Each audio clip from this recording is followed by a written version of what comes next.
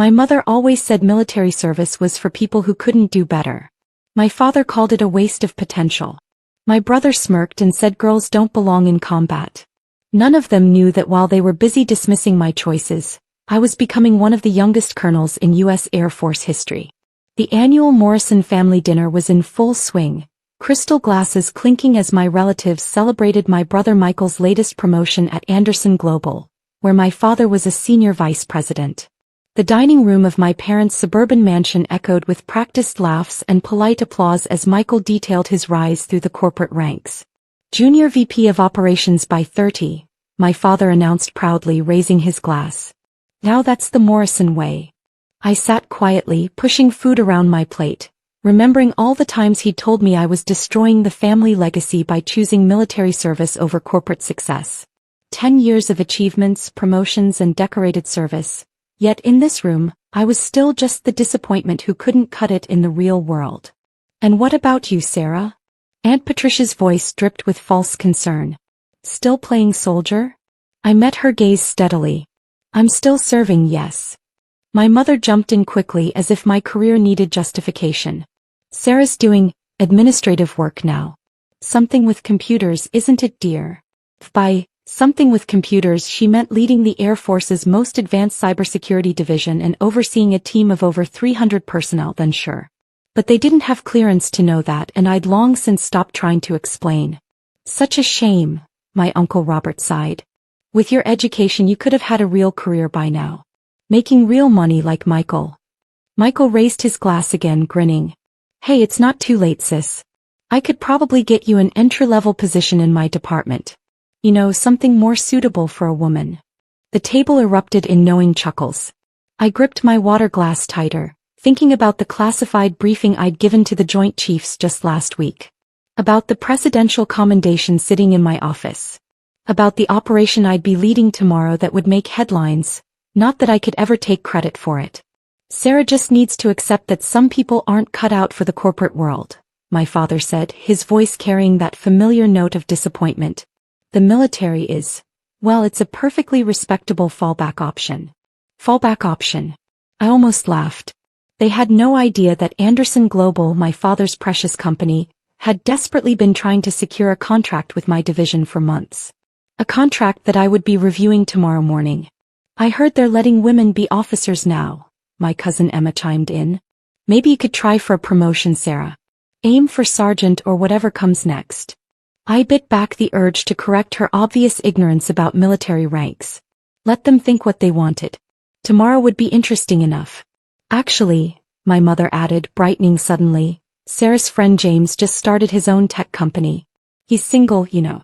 Maybe it's time to think about settling down, dear. Find a nice man who can take care of you. James. I suppressed a smile.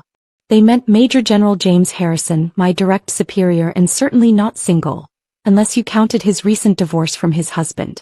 The same James who would be walking into Anderson Global's board meeting tomorrow morning. I'm focused on my career right now, I said simply. My father scoffed. What career? Pushing papers in some military office? You had such potential, Sarah. You could have been something. I stood up slowly, placing my napkin beside my plate. I should go. Early meeting tomorrow. Of course, Michael smirked. Wouldn't want to be late for roll call. As I walked to the door, my father's voice followed me. One day you'll realize what you've thrown away, Sarah. The Morrison name used to mean something in this city. If only they knew that tomorrow the Morrison name would mean something very different. In my car, I pulled out my secure phone and dialed a familiar number. Everything's set for tomorrow, Major? Yes, Colonel, came the crisp reply. Operations a go at 0900 hours. Anderson Global's board won't know what hit them. I smiled, thinking of my father's face when he realized who really held the power in tomorrow's meeting. Excellent. Make sure all the paperwork is in order.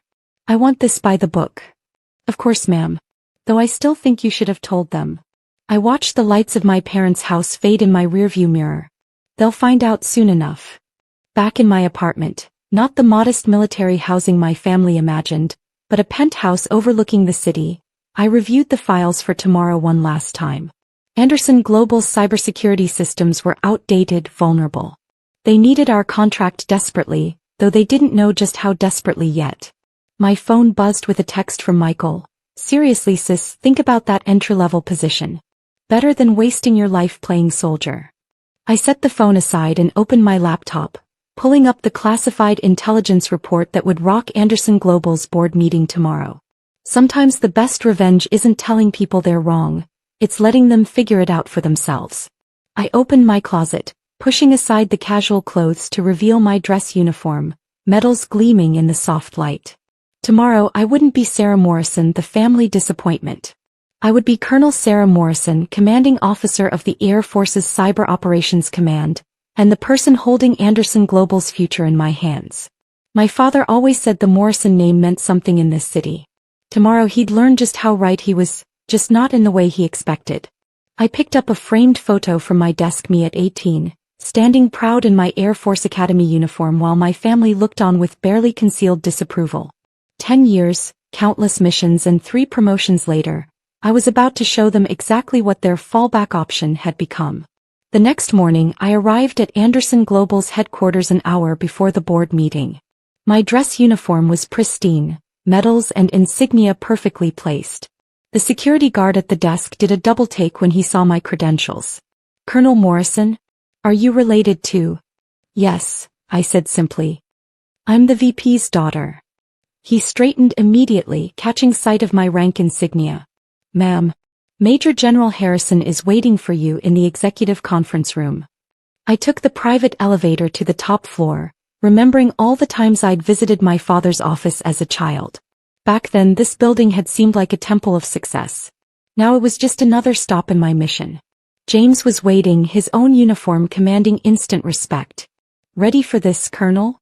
Born ready, sir, I replied, reviewing the classified documents one last time. The board members began filing in at 8:45. My father entered last, deep in conversation with Michael. Neither of them noticed me standing in the corner, partially hidden by a large display screen. Let's get started, my father announced, taking his seat at the head of the table. As you know, we're here to discuss the military cybersecurity contract. Our technical team has prepared. Actually, James interrupted, standing up, I'll be leading this meeting. He gestured to me. Colonel, if you would? I stepped into view. The blood drained from my father's face. Michael's smug smile vanished. The other board members looked confused, glancing between me and my father.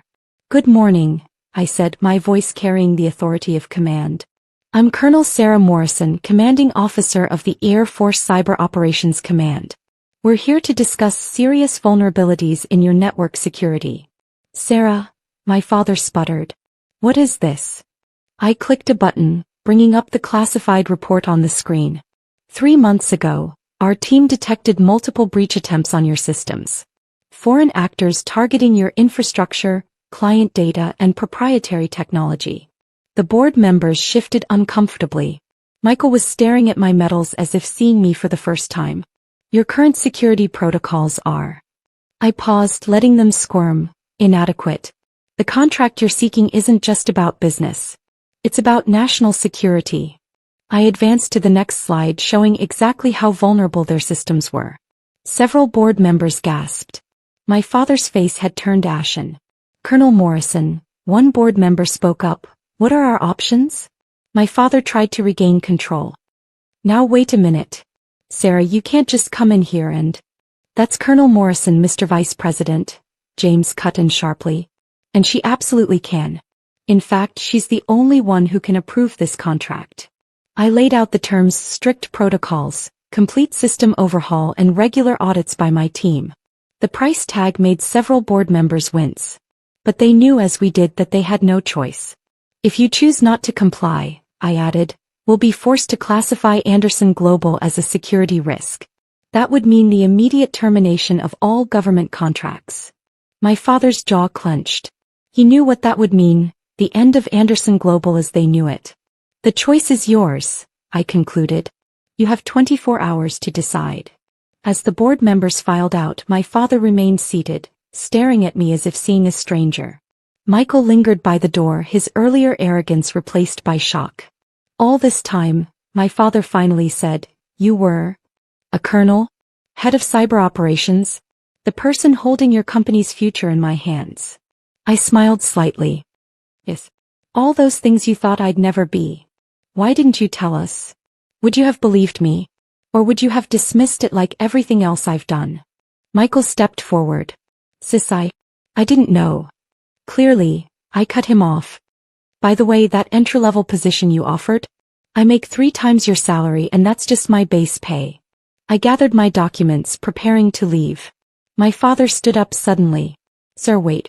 Perhaps we could discuss this. As family. I turned back, meeting his eyes. Family? Last night you said I'd never be anything. That I was wasting my potential. Well, this is my potential, Dad. This is who I am. And right now, I'm not your daughter. I'm a colonel doing her job. James appeared at the door. Ready to go, Colonel? The Joint Chiefs are waiting for our briefing. Joint Chiefs? Michael whispered. Yes, I replied. Turns out pushing papers in a military office can lead somewhere after all. Later that evening, my phone was flooded with messages. My mother, suddenly proud of her military daughter. Aunt Patricia, apologizing for her remarks. Cousins wanting to know if I could help their kids join the Air Force. I ignored them all and poured myself a glass of wine, enjoying the view from my penthouse. The same penthouse my family thought I couldn't afford on a soldier's salary. A week later, Anderson Global signed the contract, the largest in their history. The board had quietly voted to promote someone else to my father's position, suggesting he take an early retirement. Michael's department was first in line for security audits. I didn't attend the contract signing ceremony. Instead, I was in Washington briefing Congress on emerging cyber threats. My father sent an email trying to explain, to apologize, to understand. I was wrong, he wrote. You've become something I never imagined. I finally replied with 2 sentences. I didn't become something, Dad. I always was something. You just couldn't see it. 2 months later, I received another promotion. The youngest brigadier general in Air Force history. The ceremony was attended by senators, military leaders, and dignitaries from around the world. My family sat in the back row, watching as their fallback option daughter received her star. My mother cried. My father looked shell-shocked. Michael actually saluted, though he did it completely wrong. That evening at the reception, a young lieutenant approached me. General Morrison? Your speech about following your own path despite what others think. It really hit home.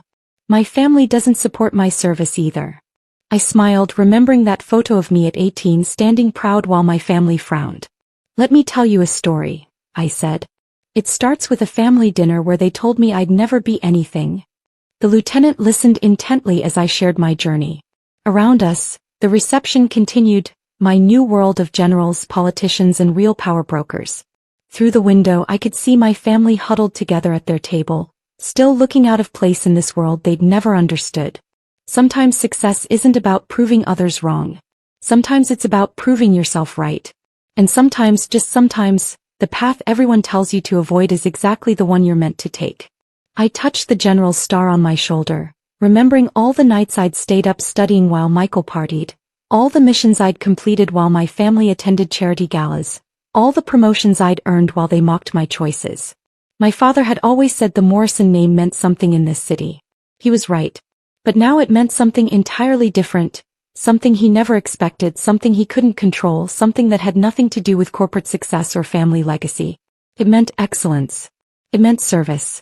It meant proving that sometimes the highest achievements come from daring to disappoint the right people. And I was just getting started.